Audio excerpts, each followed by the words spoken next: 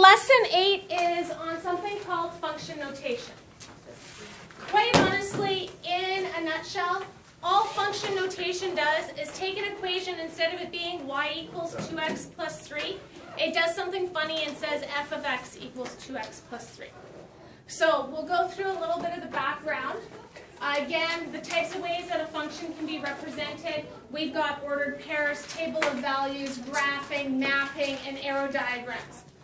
So I can define a function in mapping notation as follows. A function from a set D, the domain, to a set R, the range, is a relation in which each element of the domain is related to exactly one element of the range. If the function, which we name f, maps an element x in the domain to an element y in the range, we can write it as f such that, or f is mapping x to y. So if we have the function f, where x maps itself to 2x plus 3, what that would mean in terms of my graph, it's the same thing as the equation y equals 2x plus 3. But instead of having the y, we say f because it's a function. So if we have an input of 5, and we input it, or we map it to that 2x plus 3, I get 2 times 5 plus 3, or 13.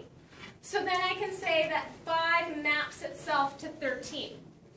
What this means right here, this means I have an ordered pair of 5 and 13. If the input is 5, the output would be 13. Really, that's what function notation is it replaces y with f for the function. So we can only use function notation when I have a function, which is what we discussed in the last lesson. A function is every input has only one output. That's what makes it a function. So when we use this notation mathematically, we say that function notation replaces this mapping notation, because this tends to be a lot more confusing. We simplify that whole mapping notation, and we use f of x. This is how we read it. This is how we would read it, is f of x. So if I had this for a notation, how would I read that? G of x. And all it means is that I've named the function g.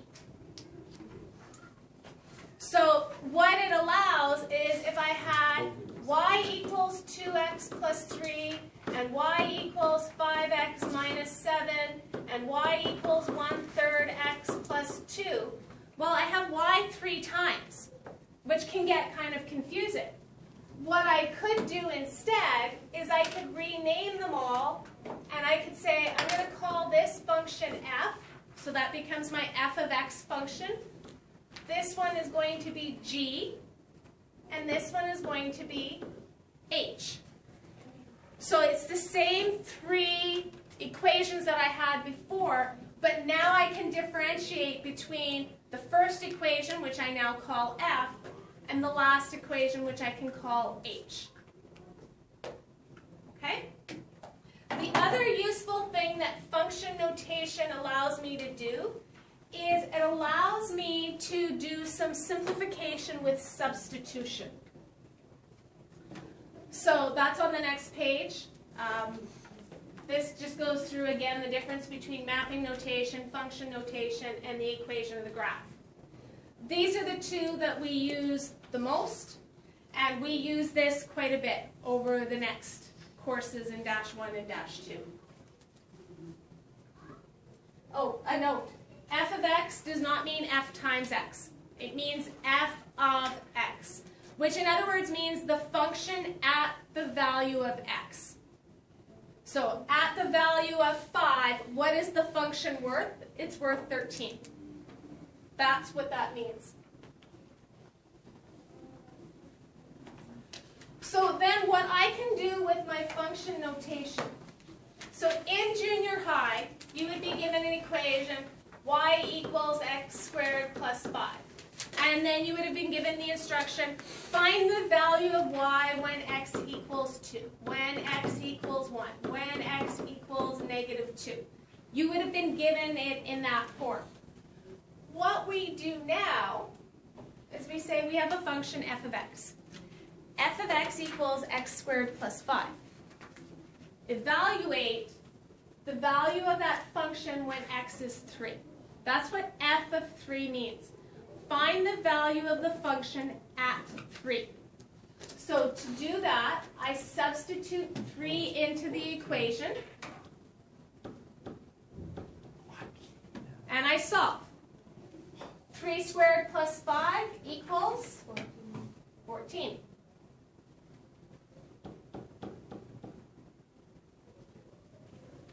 So then if I'm asked to find g of 1, it means find the value of the function at 1. 4 minus 1, which is 3. Okay, so I'm going to give you a couple of minutes. I want you to do C, D, and E.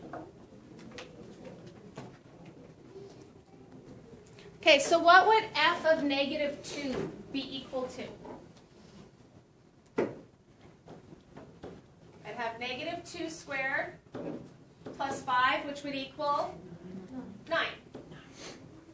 And g of negative 2, I would have 4 minus negative 2, which would equal 6. And then this one is f of 0 minus g of 0. So I have to figure out what f of 0 is first. 0 squared plus 5, which is 5. And then I have g of 0. Gentlemen, so subtracting the 4 minus 0, which is 4. And 5 minus 4? 1. Okay? So I can actually start doing operations within my function notation. So I can find out f of 1 plus g of 2. And all that would mean is I put 1 in for the f function and 2 in for the g function, and then do the operations with the answers. So if we look at class example number 2, I have the function that is defined as f of x equals 5x cubed minus 2x. What does this mean? And what does that mean that x is a real number?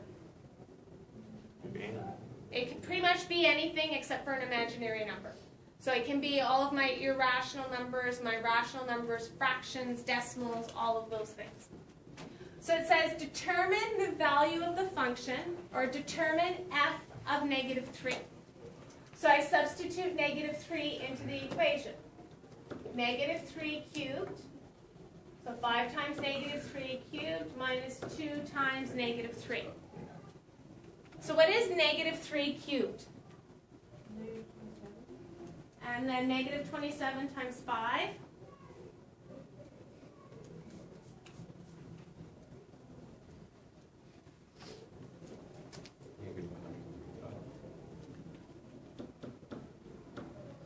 And with this, think of this as a negative 2 times negative 3. Positive 6. So negative 135 plus 6. Negative 129. Thank you, Raylan.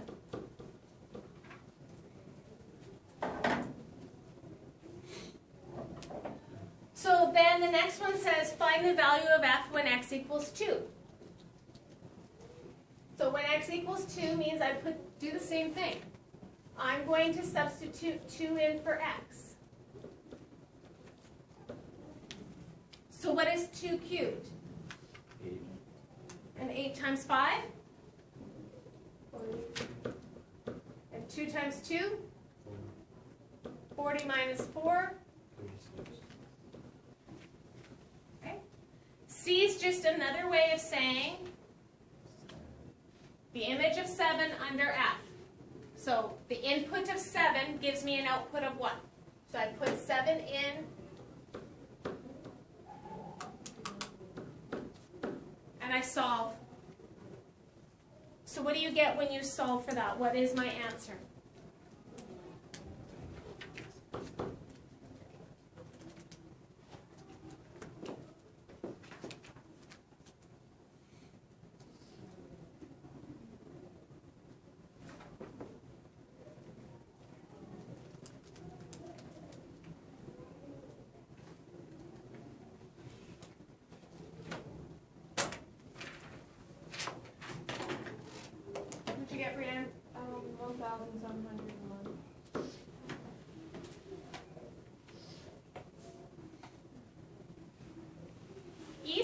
find an expression, not a value, an expression for f of a. And wherever you see an x, we're going to replace it with an a.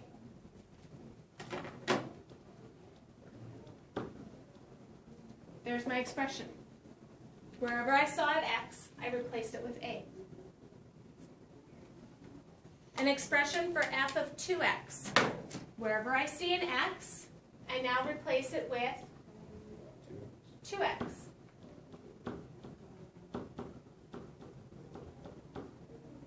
So what is 2x raised to the power of 3?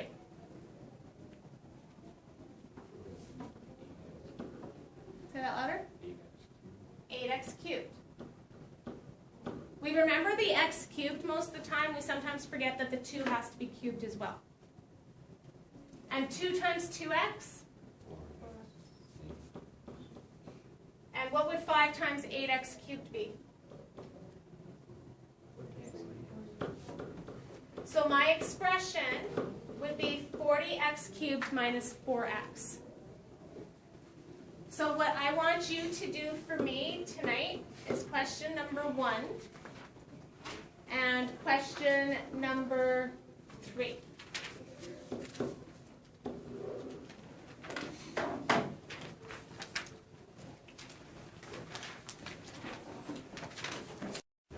Okay, so we're going to pick up where we left off the last day when we looked at lesson 8 on function notation. So what I explained to you the other day is function notation is just a special way of writing out equations that are a function. So first of all, they have to meet that criteria of a function. How do I know if something is a function? What's my criteria? There's only 1 point on the x. There's only 1 point on the Okay. Forget this guy. You can't have 2 points on the x. So it would pass the vertical line test. Okay, that's one way of knowing if I have a function. What's another way of knowing if I have a function?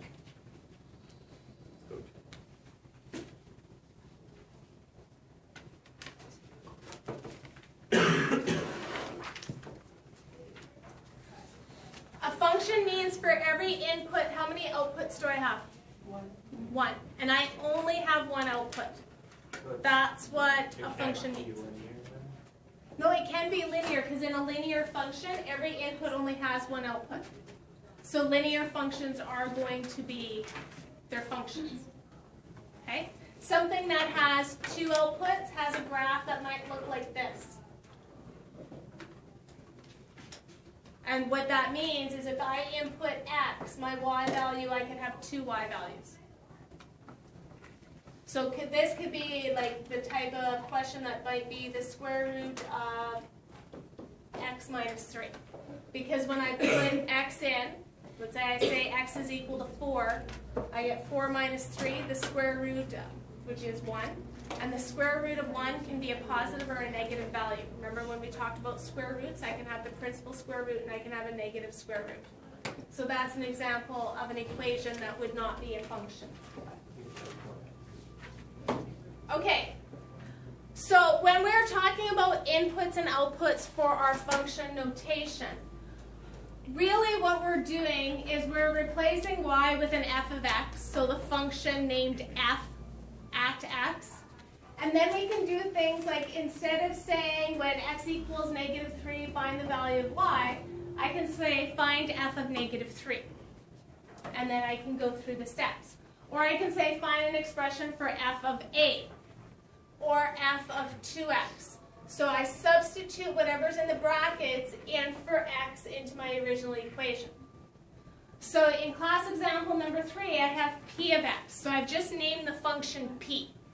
P for polynomial. If p of x equals 4x squared minus 6x plus 1, determine a simplified expression for p of x minus 3. So this means I take x minus 3 and I substitute it in wherever I see an x.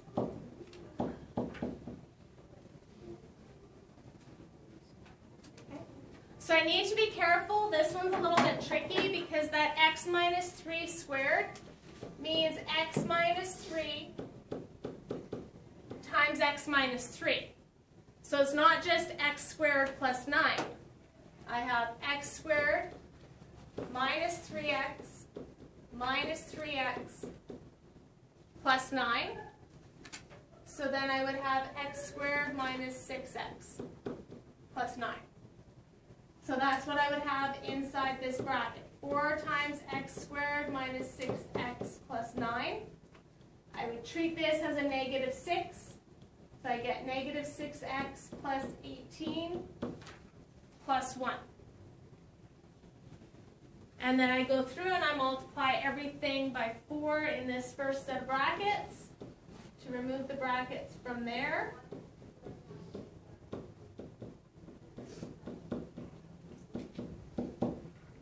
And then I collect the like terms. So the like terms, there's no like term for 4x squared, but I have negative 24x and negative 6x, which together would give me, and then I have 36 plus 18 plus 1. 55. And that would be my simplified expression. 4x squared minus 30x plus 55. Okay, so I'm going to give you about 5 or 10 minutes, and I want you to do question number 5.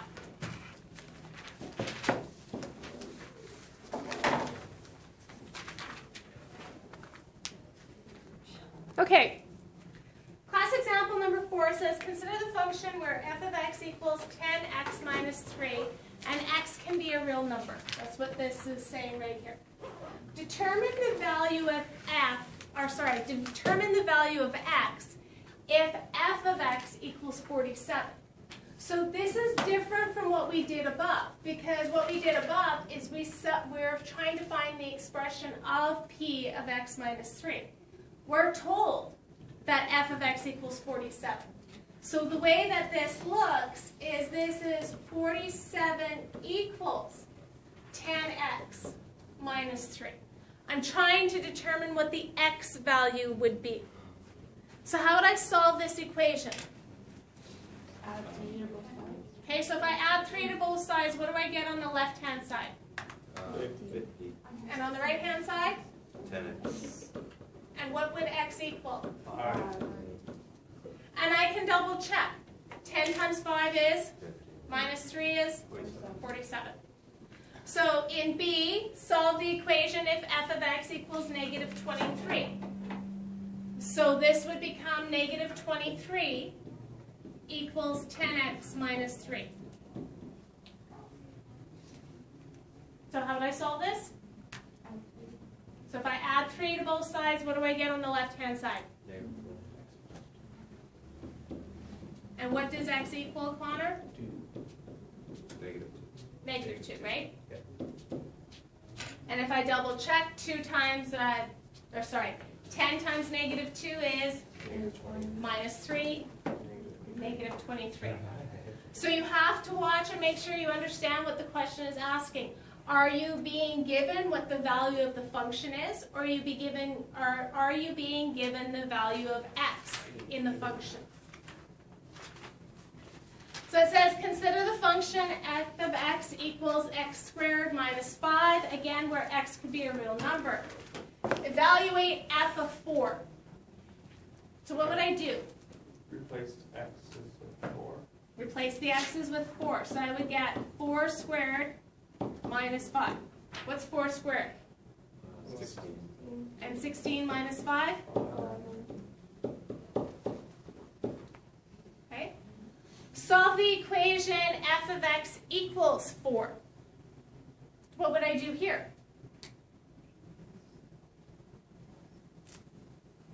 Change that 4 goes on the other side of the equal sign. So 4 equals X squared minus 5. x squared minus 5. So how do I solve this? And 5. Add 5 to each side. Square root it. So x squared equals 9. And what do I get when I square root 9? 3. And it could be a positive or a negative. Solve the equation f of t equals 75, where t is a number greater than 0. Answer in simplest radical form. How would I do this?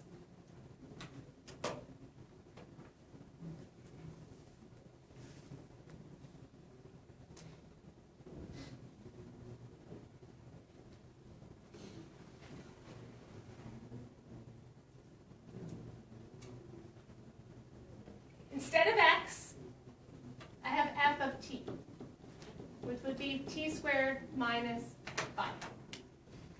That's what the t is. So it's just t squared minus 5. Then what would I do? Where's the 75 come in? The left side. So 75 equals t squared minus 5. Now what?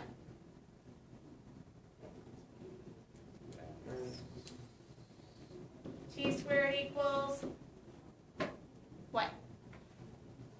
80. 80. And then what would t equal? The square root of 80. And would it be the positive and the negative square root of 80? No. Why not? Positive, because it has to be greater than 0. Because it has to be greater than 0, I only need the positive square root of 80. Is this in simplified radical form? How do I figure out a simplified radical form? What would I do?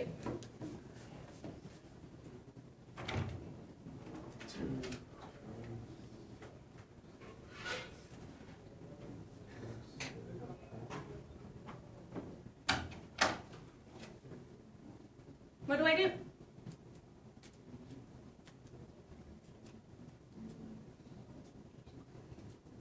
But if I square root 80, I'm going to get this nasty looking decimal. That's not going to help me. So this is a good review. Very good. What do I have over on the board? What's that number, what's that list in red represent? Perfect squares. Can I divide 80 by one of those perfect square numbers? No. Can I divide it by 4? Yeah. Yep. And if I can divide it by 4, what should I check if I can divide it by? Can I divide 80 by 16? Yes. 16 times what? 5. How does that help me for simplified radical form?